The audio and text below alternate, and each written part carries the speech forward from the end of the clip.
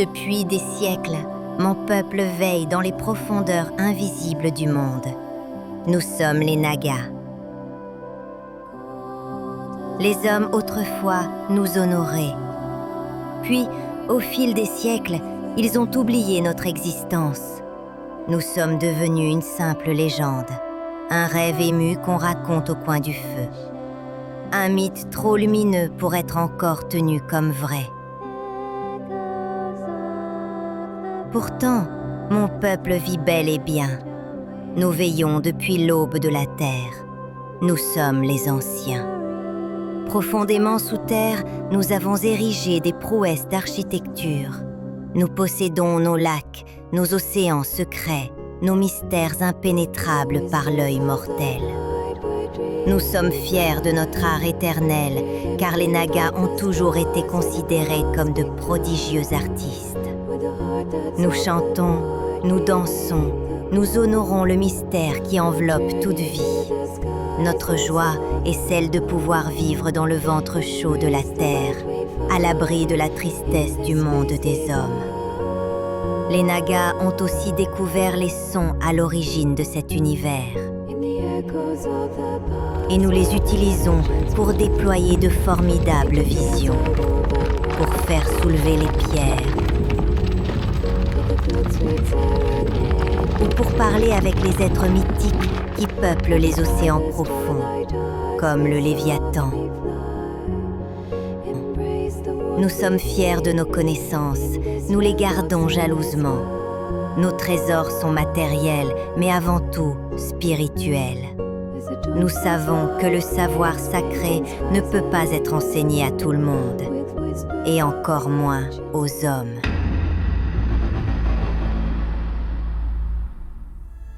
Jadis, un être divin, venu des étoiles, est descendu parmi nous. Je ne sais pas comment il nous avait trouvés. Il semblait savoir tant de choses que même la connaissance sacrée des Nagas semblait dérisoire à ses côtés. Nous étions comme des enfants face à lui. Les êtres, hommes comme bêtes, le vénéraient depuis la nuit des temps sous des noms différents. Nous l'appelions simplement l'être des étoiles. Il avait avec lui un livre. Ce livre n'était fait comme les nôtres. Il était tissé de lumière, de silence et de vérité que même les Nagas avaient oublié. Il contenait un enseignement ancien, profond, capable d'apaiser le cœur tourmenté des hommes. Mais les hommes, pour le moment, n'étaient pas capables de le comprendre. Alors l'être des étoiles confia aux Nagas la mission de le garder, jusqu'à ce qu'un humain un jour entende l'appel du livre. Alors nous avons attendu, longtemps, des siècles. Le livre est donc resté dans la plus profonde de nos sanctuaires, intouché, inviolé, inconnu du monde mortel. Mais moi je savais, quelque part, un être humain naîtrait capable de recevoir ce savoir. L'être des étoiles m'avait confié avant de repartir. Ce sera toi, Sophia, qui trouveras cet homme. Tu ne pourras trouver la paix tant que ta tâche ne sera pas accomplie.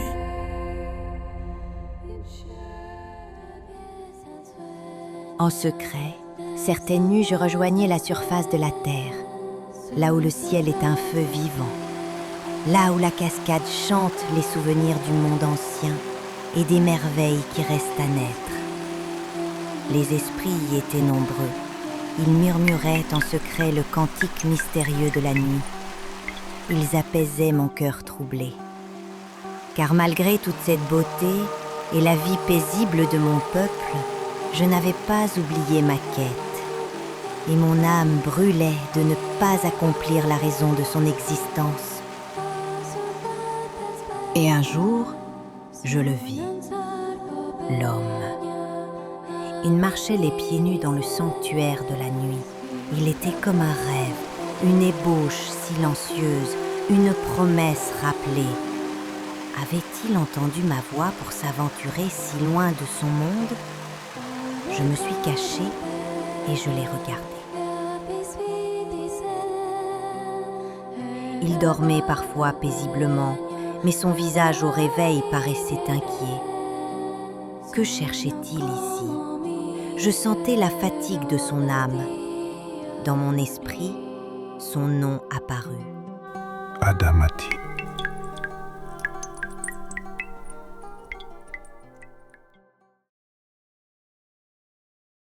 Alors j'ai décidé de le suivre hors de la cascade.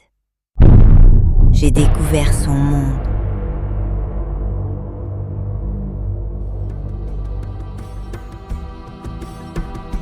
Le roi de son pays était un homme cruel.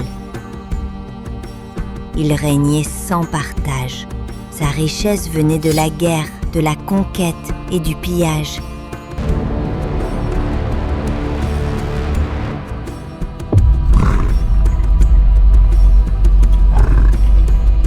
Le sang était partout dans sa ville, surtout celui des animaux, qui s'affrontaient pour son plaisir.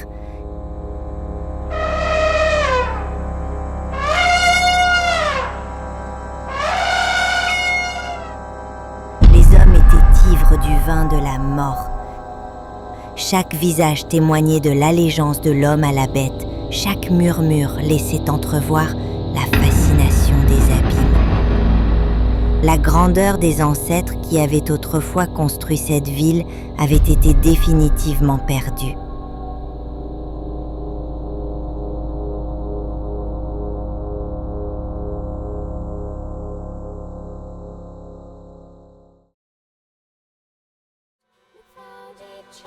Adamati vivait un peu à l'écart, sur la colline perchée au-dessus de la ville. C'est là que je décidai d'apparaître. N'aie pas peur. Je suis une naga et je t'ai choisi. Êtes-vous un démon? Mon cœur est pur, Adamati. Je sais que tu peux le voir. Tu dois me suivre et accomplir la quête qui nous lie. Dis-moi, homme, que cherches-tu dans tes prières? Je cherche à aider mon peuple, à le guider vers la lumière. Alors prends ma main, Adamati. Tu dois me faire confiance. Un passage secret s'ouvrit dans l'arbre. J'emmenai l'homme dans les profondeurs insoupçonnées de la terre, là où peu d'hommes ont osé s'aventurer. Il découvrit les dédales infinis et les trésors de mon peuple. Il s'enivra du ventre chaud de la terre et de sa poésie immortelle. Je lui racontais l'histoire de mon peuple, sa grandeur et son amour des profondeurs. Et je lui enseignais comment faire chanter les cristaux. Adamati écoutait avidement, comme un enfant assoiffé de connaissances secrètes et d'une magie oubliée. Puis, nous descendîmes encore plus profondément, derrière les portes de l'enfer. Adamati affronta des terreurs si grandes que la folie le guettait à chaque pas. Pourtant, je le poussais à descendre toujours plus, car l'ombre devait être affrontée. Tu n'es pas ton ombre, Adamati. Tu es la conscience qui l'aperçoit. Suis-moi, ne t'arrête pas. Et soudain, au moment où tout semblait perdu, au moment où Adamati perdait définitivement pied avec la réalité, le palais des splendeurs émergea dans la nuit.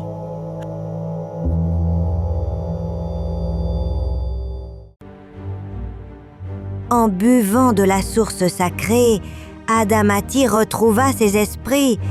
C'était là que le roi des Nagas nous attendait.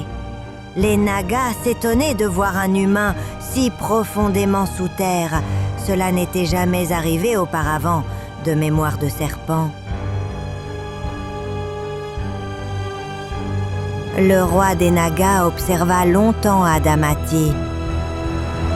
La connaissance que tu recevras, homme, ne te rendra pas supérieur aux autres, seulement plus conscient.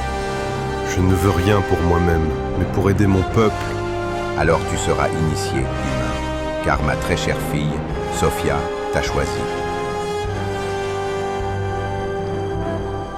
Adamati put voir de ses propres yeux mortels la splendeur des jardins du palais que tous les rois de la terre jalousent. Là où est gardé en secret l'Armita, le nectar d'immortalité. C'est aussi là que reposait le livre laissé par l'être des étoiles. Pendant de longues semaines, Adamati plongea dans son enseignement. Il médita sur chacun de ces mots, sous les arbres du palais, dans les jardins sublimes, sous les regards curieux des habitants. Je le regardais étudier, fier de le voir si assidu. Adamati découvrit un nouveau langage, fait de mantras et de lumière.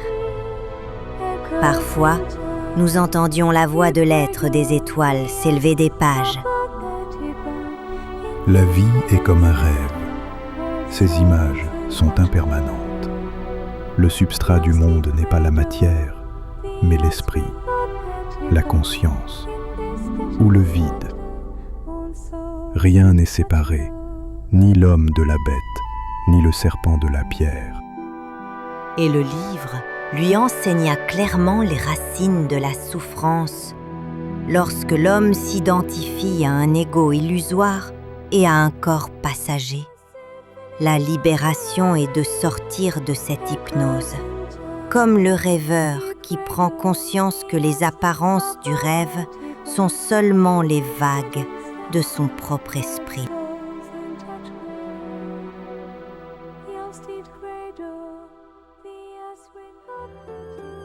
Lorsqu'Adamati fut jugé prêt, il repartit dans son monde. Il traversa son pays. Il parlait de la même façon aux rois, aux princes des palais, qu'aux pauvres sur les routes. Il enseignait la doctrine de la libération, la cessation de la souffrance. Ses mots guérissaient.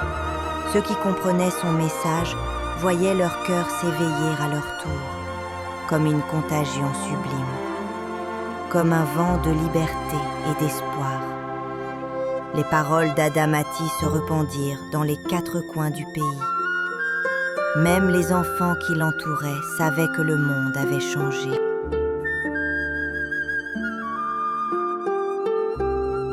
La paix s'installa bientôt dans le royaume et les violents durent se soumettre à un nouveau règne, celui de la justice. Quant à moi, je ne pus me résoudre à abandonner Adamati. Je restais à ses côtés, attentive, dans le tremblement du jour et dans le secret de la nuit. Mon âme, irrésistiblement, demeurait liée à la sienne.